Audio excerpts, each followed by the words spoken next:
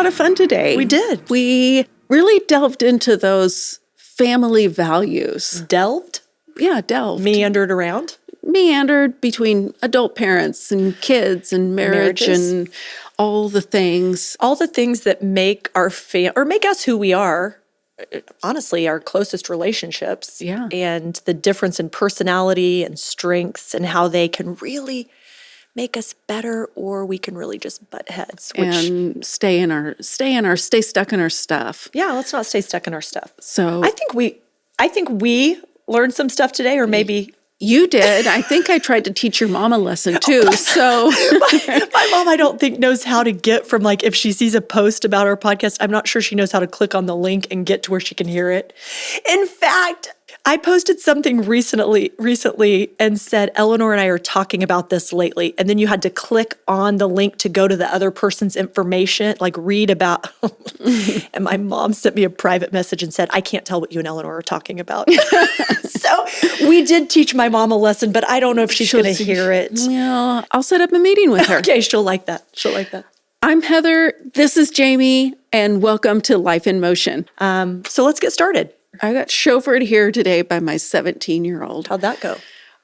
Even after he's been driving for 2 years, I'm still Terrified? gripping the door, just telling him what to do. You didn't check the lane. Why are you slamming on the brakes? Why are you speeding up? It was just like, oh, why did I agree to let you drive? Yeah. Oh, yeah. And why did you? If you guys were going to the same place, why couldn't you have driven? He had to take his car for an oil change, and so he needed a ride, and so he asked to drive, and I said, all right. And even after 2 years, you're just like, you're a terrible driver. Oh, he's probably and doing he's probably fine. one of the better drivers. Sure. But it's still like terrifying. I'm going to die. Do you want me to tell you what's terrifying? Yes. Okay. You're turning into your mother. No, that's already happened. That is terrifying too. What's terrifying is the thought that I just found out. So Eleanor went to see my parents last week, and I knew this was going to happen eventually, and the doctors pretty much said it was okay. But my 80-year-old father with stage 4 cancer is driving again. That's terrifying. So he had brain surgery last summer and had part of his brain removed. I'm not really. He had a tumor removed. I mean, he didn't actually have part of his brain. They might have scraped away part of his brain. Okay, so part of his brain was removed, we'll say. And I just can't even. I had this feeling in my stomach, in my heart, in my stomach. I don't know. I had this feeling as Eleanor's getting ready to go to my parents. Surely I wouldn't have to ask them not to let my dad drive my 9-year-old daughter. Surely I wouldn't. And Brian's like, yes, you would. So I said, all right. So I asked my mom, hey, Mom, when Eleanor's there, you think you could drive? I would feel better. And she's like, Dad's a good driver. And I was like, I'd feel better with my 9-year-old daughter's life if you drove. And she's like, I understand. And so on the way to drop, we met part way. On the way to drop Eleanor off, I go, oh, hey, Elle, just FYI, G-Dad can't drive you. And Grandma and G-Dad know that. And so if at any point G-Dad just jumps in the driver's seat, you just say, oh, nope, I got to ride with Grandma. And it's no big deal. I've already taken care of it. She's like, okay. So I dropped my daughter off with my parents at 3:00 in the afternoon. And they have like 35 minutes to get back to their house. And they go out to dinner. They've had my daughter 1 hour. They go back to dinner. My dad jumps in the driver's seat. And Eleanor freezes, I guess, in the garage. And she looks and she goes, nope, Grandma's got to drive. And he said to her, your mom will never know. So thankfully, Eleanor's headstrong and goes, I'm not going to disobey my mom. I'm not going to do this. And I guess my mom says, oh, she'll tell her mom, Bill, you scooch out, I'll drive. But what I want to know is, in what world is it okay for a grandparent to tell their child, your mom will never know? I think that happens all the time. Well, I want to know how you feel about it, because I am not so happy about it. But my family culture is such that you don't really confront my dad. Yeah.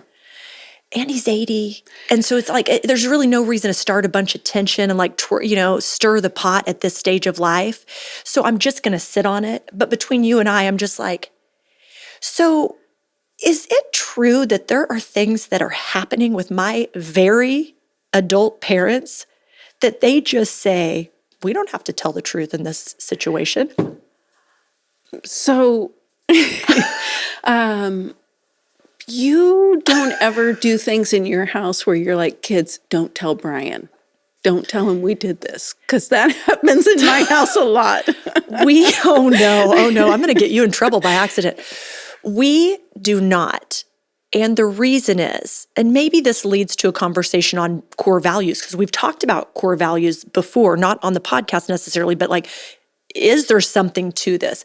But Brian's number one core value, I think he was born this way, he operates this way, but it is integrity. You are never someone in one meeting that you aren't in another. You're never someone at home that you aren't in public. You are never, and he is really, it is very much a core value. So I did grow up in a family like, don't tell dad how much we spent shopping today, which is no surprise now that it seems shocking to me now because I don't live that way anymore. But yeah, we did all those things. But now, no, it's just like sometimes Eleanor will say, don't tell dad. And I'm just like, then don't do it. Like, you're making me nervous. I can't promise to that again. So I don't know. I don't know how I feel about it. You know what? I feel like that happens probably all the time in a lot of households. Kids, don't tell your mom. Yeah. We're going out for ice cream and she wouldn't want you to do that or whatever. Yeah. Like, there's now, things, if the grandparents did that, that's okay to me. Yeah. For some reason.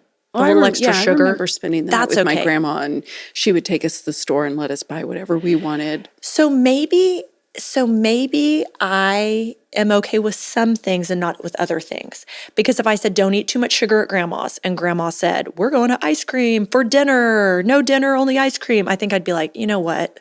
Fine. Yeah. I don't know, but there was something about, I don't know. There was something about, I felt like the betrayal, the line being crossed of like, that's a big line. This is my child's life.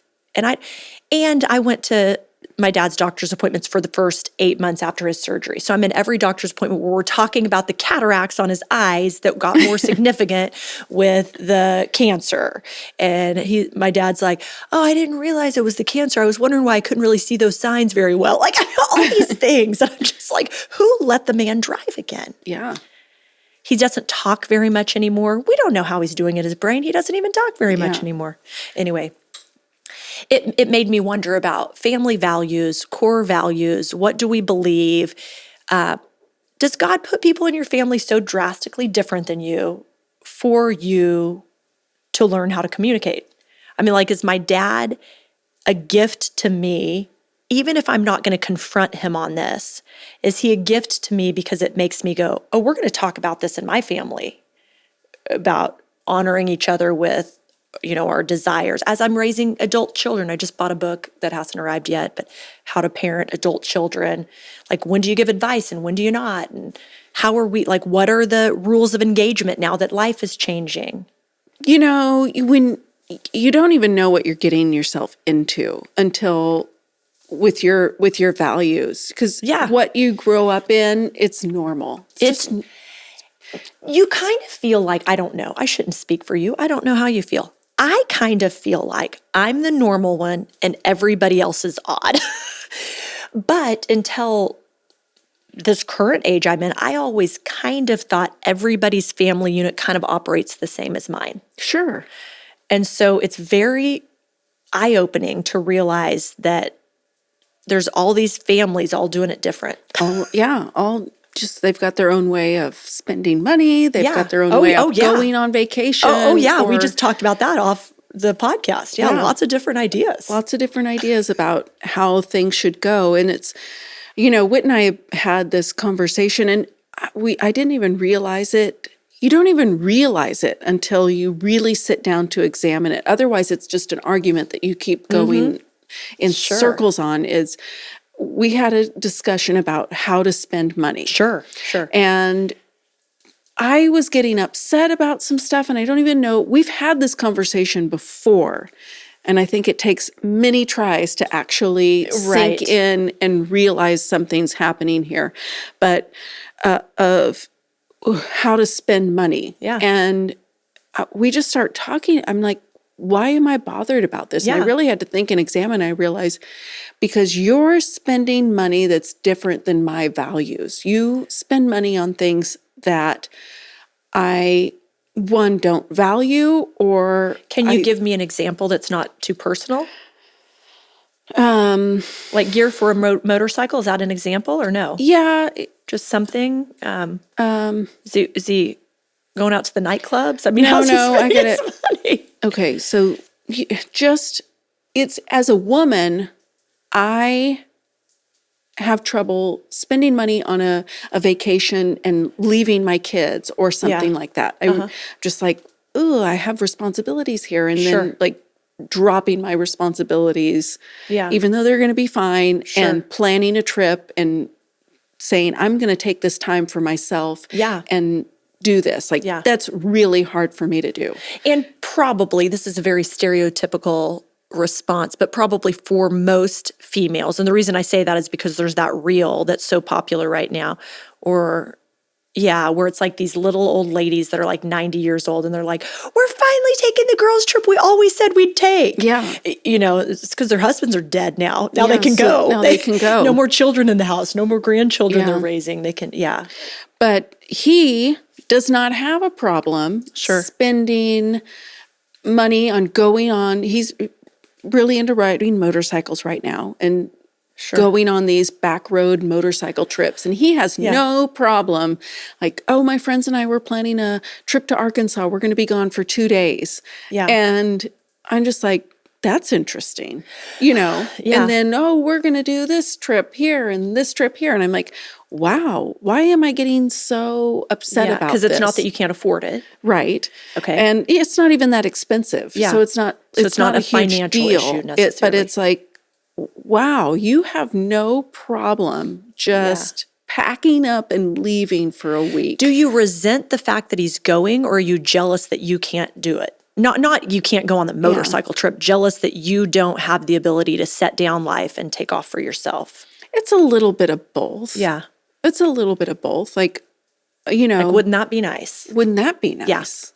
So it's a really interesting thing, you know, that we live in a traditional household where my responsibilities are mostly inside the home and dealing with the family and all of that stuff. And his responsibilities are outside the home. So if he takes care of his responsibilities, he's free to go. Sure. And it's like, if I can take care of my responsibilities and take a week off, but then there's still double responsibilities when I come back. Yeah. It's just kind of, you know, it's kind of like, and he would say, yeah, you go, I'll take care of everything. He absolutely would. He's not saying, well, I don't know, you're going to have to pay someone to take your place while you're gone. Right.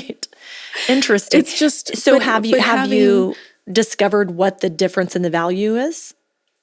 It's part of it is how to spend money, how to spend time, how, you know, how does family play into all of it, and it's an ongoing discussion.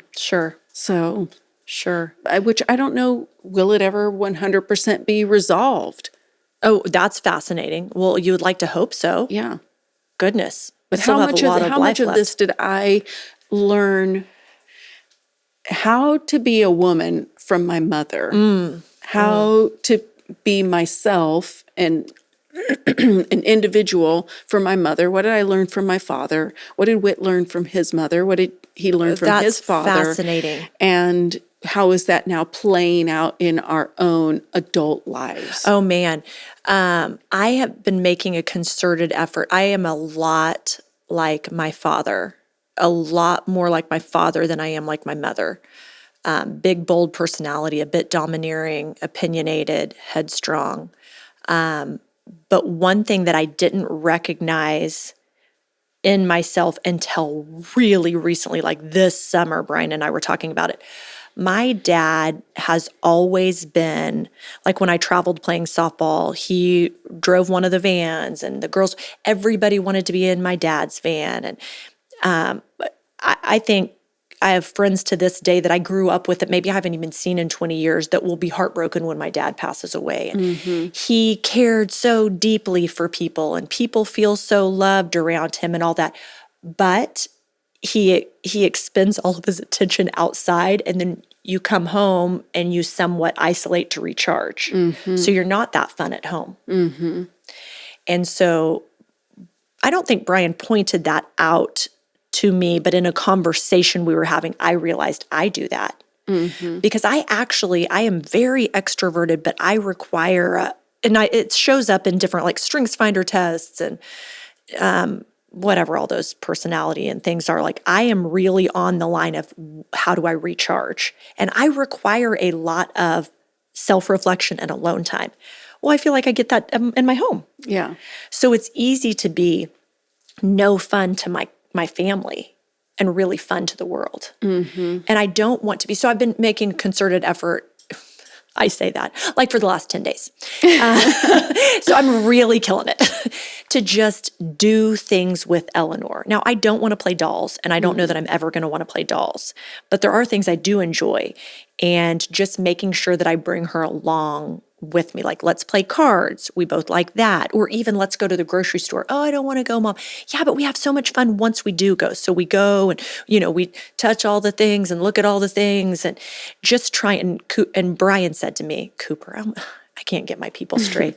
Brian said to me recently, you've been spending a lot of time with Eleanor. And I'm like, I do want her to know that I value her above all these other people that think I'm nice when I'm really not that nice. Yeah. But the core value, I think, for me is just the place of home is a place of rest. So if you want to lay in bed, lay in bed.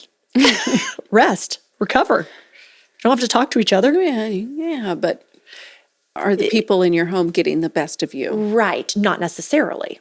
Maybe it's our family in particular, but I feel like I'm in a stage with my kids where we do talk about some real things, kids and adults alike. It's not so much...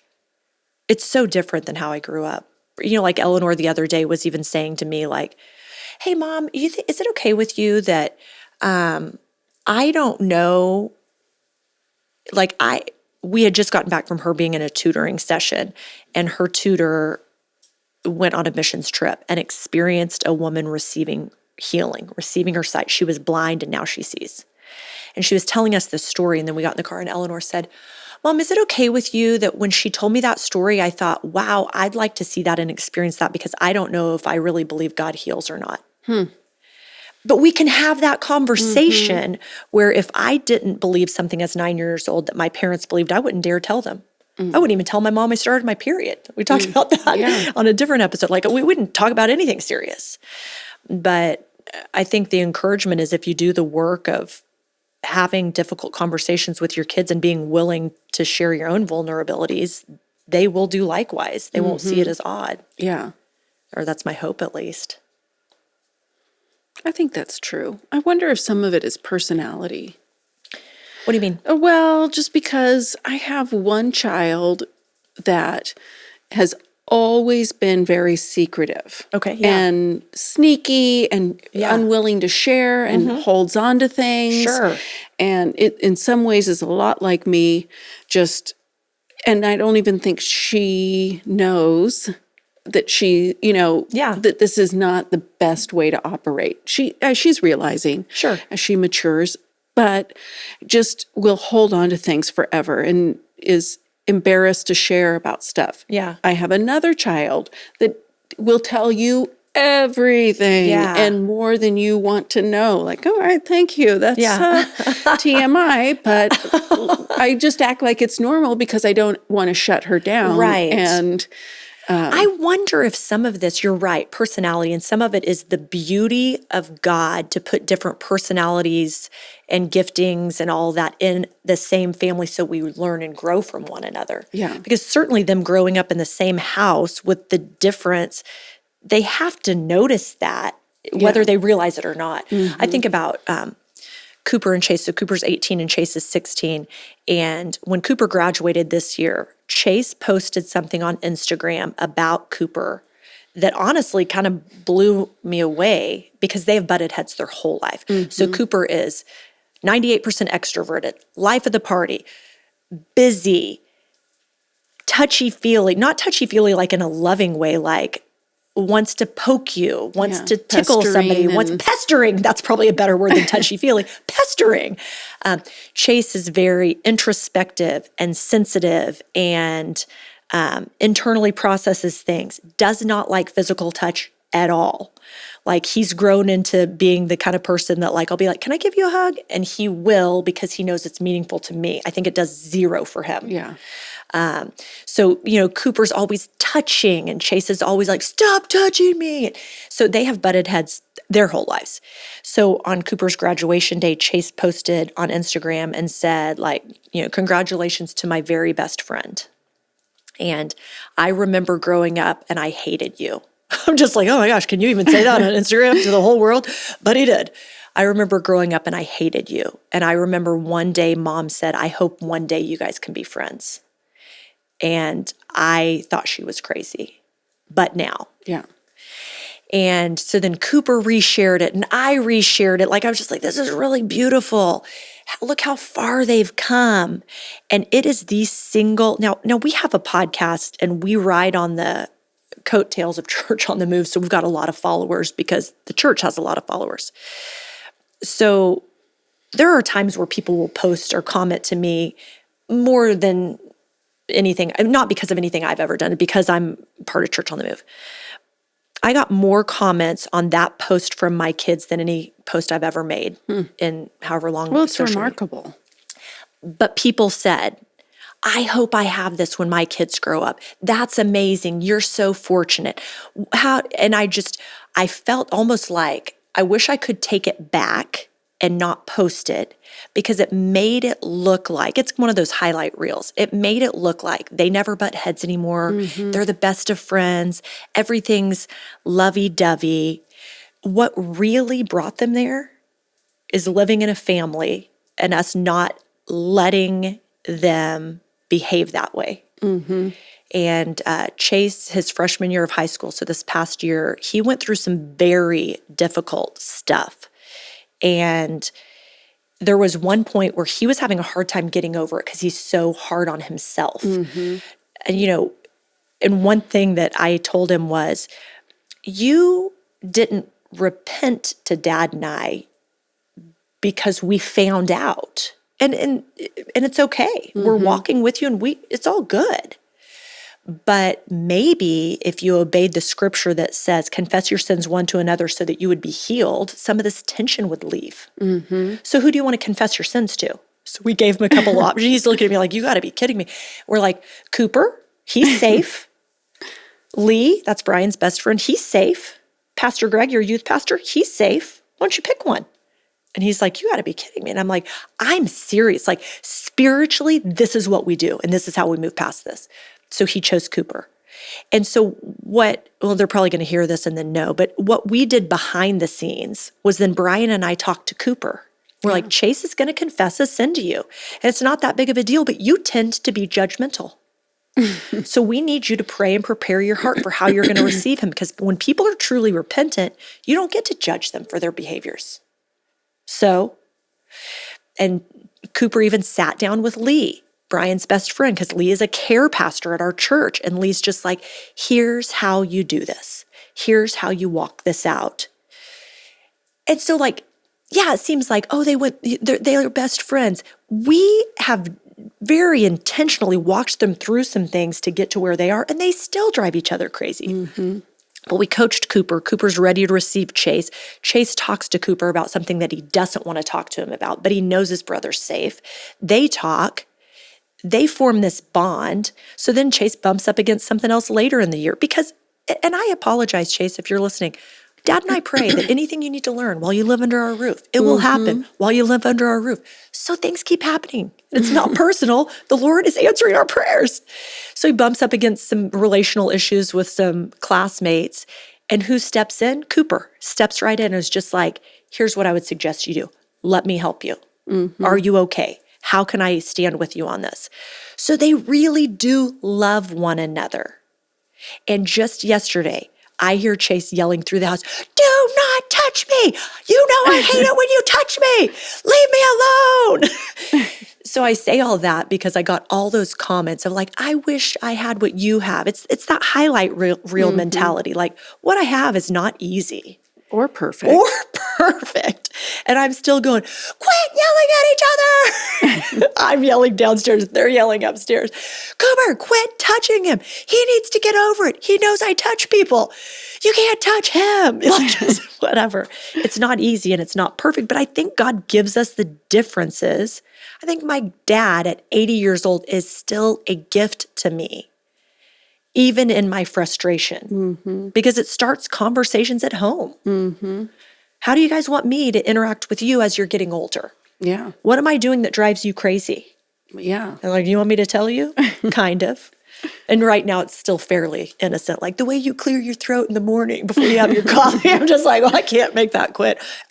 Sorry about that. Sorry, you're going to have to leave the room. Smoker's cough. What am I going to do? Gosh, it's not smoker's cough. I don't know. I smoked cigarettes some in college. Maybe it's smoker's cough. I'm sure it's cleared up by now. Okay. I wasn't like a smoker, but just when you're in college and you think you're cool and you're like, Yeah. oh my gosh.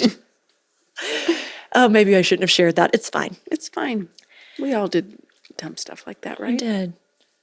My hope, maybe I should ask you, what's your hope for the interactions with you have 5 kids, so you have have 5 more kids. personalities to intersect and to bump up against one another and do you think the different personalities make each individual better? Absolutely. Yeah. I mean, that's what Fran and Lou are complete opposites. Right. Just extrovert, introvert, whatever.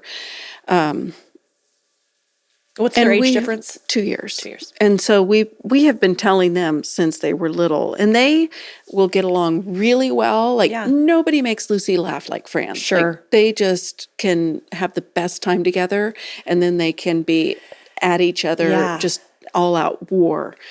So, we have been telling them, listen, lean into this since they were young of this person that drives you crazy is probably going to be pretty similar to the person that you marry. Oh my goodness, so funny.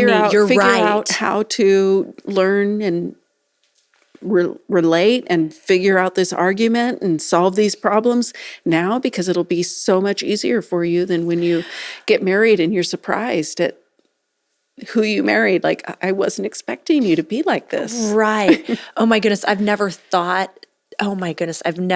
because they're both boys, I've never thought to say, this is probably similar to the person you're going to marry.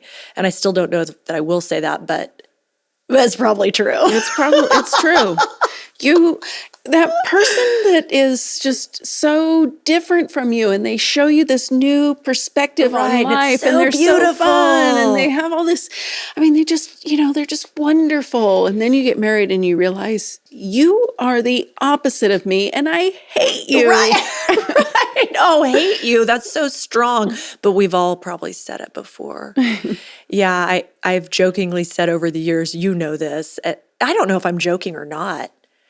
When I chose to quit working, right when I was pregnant with Cooper, I was just like, I'm a stay-at-home mom now. Brian's just like, you're not even showing. I'm like, it's going to be fine. I'm going to be a stay-at-home mom. But then in some of our real rocky days where hatred probably wouldn't be too far from from the emotion I felt, I just remember being like, I don't have any money. Not that Brian, we share a checking account, like a bank account, like everything is the same, but just being like, I can't even go anywhere. You have no parachute to... No. This was so cute. No escape plan. Last night, and this is just the difference in people and personalities. Last night, some young adults from our church came over for dinner and we played games and stuff. And they're so cute and so lovey-dovey. And she said, like, I just want to be his wife. I just want to have his babies one day and just want to be his wife. And like, you can tell, like, they've been married like 7 years, but like there's a sparkle in her eye, like he hung the moon. And I was just thinking to myself, I pretty much never felt that way. My different personality. I pretty much always wanted to be in charge of everything. And I remember being frustrated because I didn't have a job and I couldn't really leave because where would I go? You're stuck here. And then one day Brian said to me, I was so mad. And he said to me, We had two different occasions, and then I'll be done telling on myself. When we first got married, we were barely married, and I was so mad at him. And I was like, I'm going to my sister's house in Kansas. We lived in Oklahoma. I'm going to go to my sister's house in Kansas because I'm not going to put up with this. And he was like, if you drive away, don't come back. And I was just like, So I went out and I got in my car and I backed up down the driveway. I pulled in front of the mailbox and I sat there for 2 hours. And then I backed my car back up, pulled back up in the driveway, and we never spoke of it again. And then like 10 years later, when I still wasn't over myself, I was so mad at him for whatever. And I remember I was just sitting in our office in our house, just stewing over if I wanted to just go take a break for a minute, just go drive around and be mad. And he must have known because he came in and he said, if you are going to go, you need to walk because I bought you that car. I was just like, and some people would be like, oh my gosh, that's so rude. But he's right. I mean, like I was just like, oh, like I am not walking down the street in anger. I will drive or I will not leave. So I'm going to stay here and be mad. And then it all came to pass. But I think God gives us who we need to knock off the rough edges, sibling relationships, parent-child relationships, spouse relationship for sure. Well, if that doesn't put you in a thankful mood, I don't know what will. So as we're starting to close, what are your words of encouragement for any of our friends? Anything? I guess my piece of advice as somebody who avoids uncomfortable conflict, and it would be to lean into the hard. Like the hardest part of the hard is like doing it. Yeah. Once you get into the hard of having a conversation or holding your ground or whatever it might be, the hardest part is to start it. Like, you know that something's off. You know you need to have a conversation. Isn't that the truth? You need to change something or whatever. And I think once it's not as hard as you think it is, or it's not as painful as you think it is. What if it is as painful as you think it is? Is it still worth it? It is worth it. It is. It is worth it. But I don't even think it's gonna, because I think we worst case scenario a lot of things. Like if I say this or I have this conversation, then they're not going to like me or they're going to be mad at me or because it's something that you've seen. In your home that there was a pattern of something. Right. That would turn into an argument or whatever. But it's like, okay, I am going to have this hard conversation and I'm going to walk it out in this way, or that's good. You're right. The more you do it, the more you practice, the easier it gets. Last night we were grilling hamburgers. This is so silly, but I don't even know why this bothers me. It's ridiculous. I don't know why it makes me feel insecure. Like, I will start the grill before Brian gets home, but I don't grill. He grills. And I don't know why, but like at least for a good 10 years, I never know if I put enough coals on the grill. Oh, I still don't know. Okay. I don't know why. Anyway, so like sometimes I'll put all these coals on the grill and he's like, we're not going to be able to eat for like 5 hours because it's going to take forever for those to burn to the point. And I'm just like, sorry. So last night I was loading up the grill and I was like, there's way too many. So then I'm like taking them all out, putting them back in the bag. I'm like, okay, that looks good. And then he got home and he's just like, there's not nearly enough coals. And I said, that's enough. And he was like, what? And I go, I can't talk about that right now. Yeah. And he's like, why? I'm not upset. I was going to tell you maybe a good rule of thumb of how to do it. And I go, I can't do this right now. Let's have that conversation tomorrow. And he's like, okay. And I go, I don't know why. I'm feeling very insecure about it. And it's like, I feel like you're mad at me and I know you're not. And he's just like, okay, all right, let it go. But we've had enough knockdown dragouts because of my insecurities and not knowing it's an insecurity and instead just like ratcheting it up and being frustrated. Where we've done enough of the hard work, there's still plenty more to do. But I was able to recognize like, I cannot even have the conversation about the charcoal. coals right now because I'm feeling less than. It's like, okay. So we didn't talk about it. Yeah. And then later he told me, maybe if you think about it like this. And I'm like, okay, I'm going to try that next time. I think when you're doing the hard, there's some ground rules. Okay. And you have to recognize things in yourself. Like you talked about the charcoal. Yeah. Don't talk about things when you're angry. Choose your moment. If somebody's involved with something else going on, don't just say, hey, I need to talk to you about this, but just even planning and inviting them in, like, I'd like to talk to you for a few minutes. Can you come sit down with me? Yeah. Just having your moment where somebody's busy and say, we haven't connected in a while. I'd really love to sit down and talk to you. When do you have time? And sometimes even dealing with young adult kids, it's letting them have the space to really think about what's going on. So one of my kids, I'm going to say caught, which isn't quite the right word, doing something questionable. Like, I'm not sure you should be doing this. Yeah. This is not a great idea. Yeah. And they said a couple things about it, and I just was like, all right, well, let's talk about this later. Good night.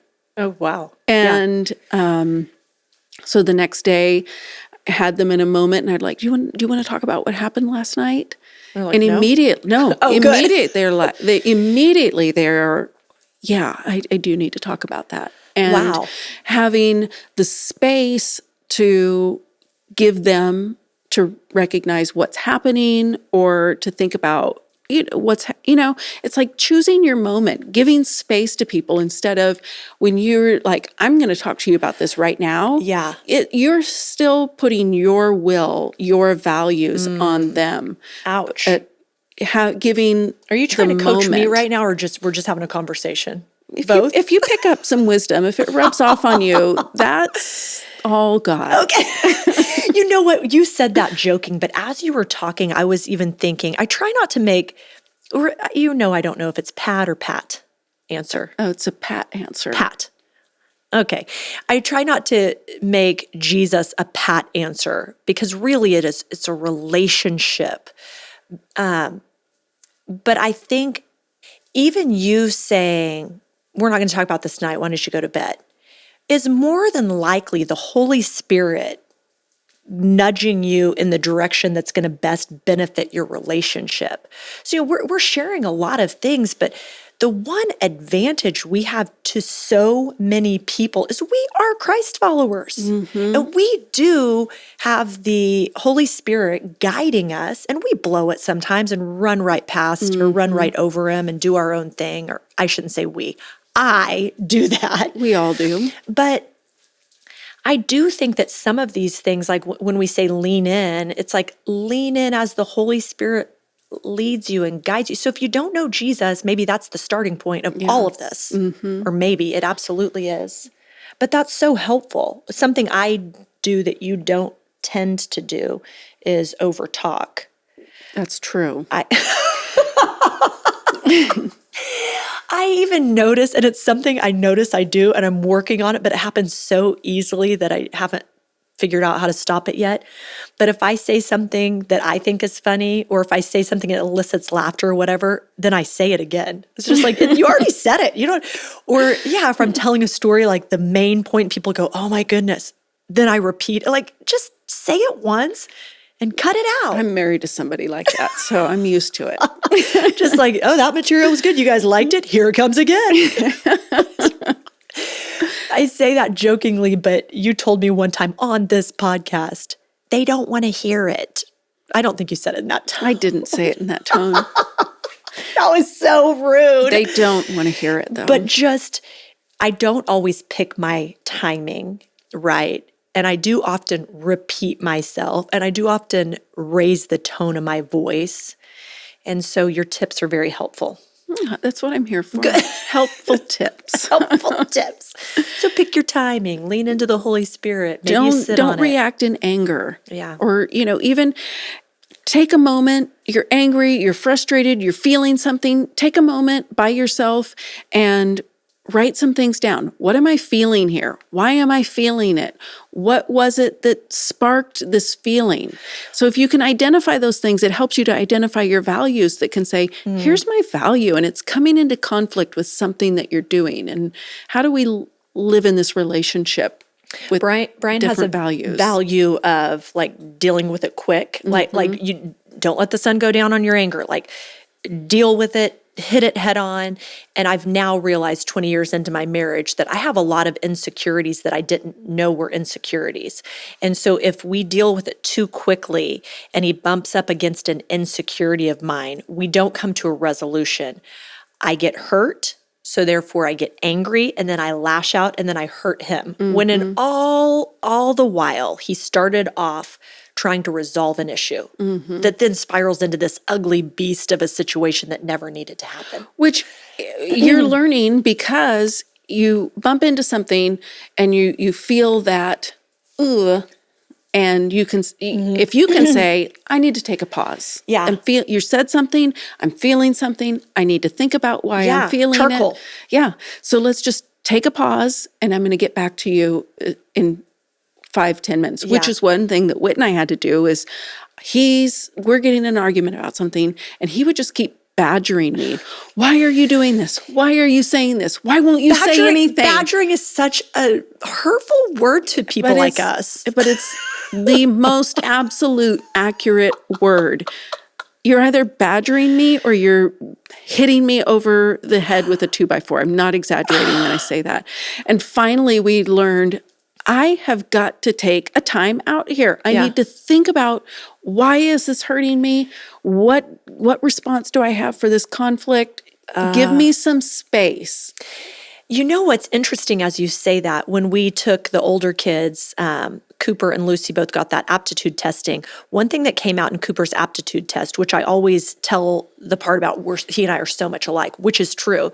But one thing that came out was he's not super quick on his feet. He needs to think about things. And then, so like he's been doing some hosting in the class he works in volunteers at the church, we're like, hey, welcome everybody, things like that. And he really goes over, like he looks at it, he thinks about it, he goes over it. He sometimes wants to go over it with Brian and us offer him suggestions, which I am totally different than that.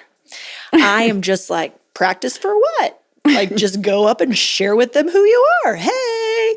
But I'm really quick on my feet. The good and the bad of that is I can really zap you hard, because if I'm angry, I have something to say immediately that will cut all the way through. It's not something to be proud of. It's just, I do have it. And so learning more about Cooper as a person, if I am frustrated with him, I really need to, if I want to have a relationship, it's weird. I'm almost willing to go head to head with Brian, and I don't want to be this person, but head to head with Brian because he's not going anywhere. Yeah. But I'm like, I can't go head to head with Cooper and crush him because he's moving out and he doesn't ever have to come back. Yeah. He's not stuck with me. Yeah. But give him some space because he needs to think and process. And if I go full personality on him, I will crush him and we'll not have a relationship. Yeah. So leaning in doesn't mean doing it your way. I'd rather just yell at people. And how's that working for you? I don't really get to do it so much. So every once in a while, I'll yell at the devil in prayer because it feels completely safe. Like, you get your hands off of my kids. It just feels like, gotta use that gift somewhere. Comes in handy sometimes. It is sometimes harder than you want it to be. It's sometimes easier than you think it's going to be. It's always worth it. Yeah. Yeah. I think. I've never found it to not be true. Yeah. Even just the conversations with your kids of bringing something up or whatever, that it's just like, are they going to think I'm a dumb old lady? Or, yes, they're going to. They're not. My kids will, but that's okay. Okay. Or whatever it might be, or a conversation with a friend or a relative or a parent that you have to say, Mom, don't let my dad, don't let dad drive Eleanor around.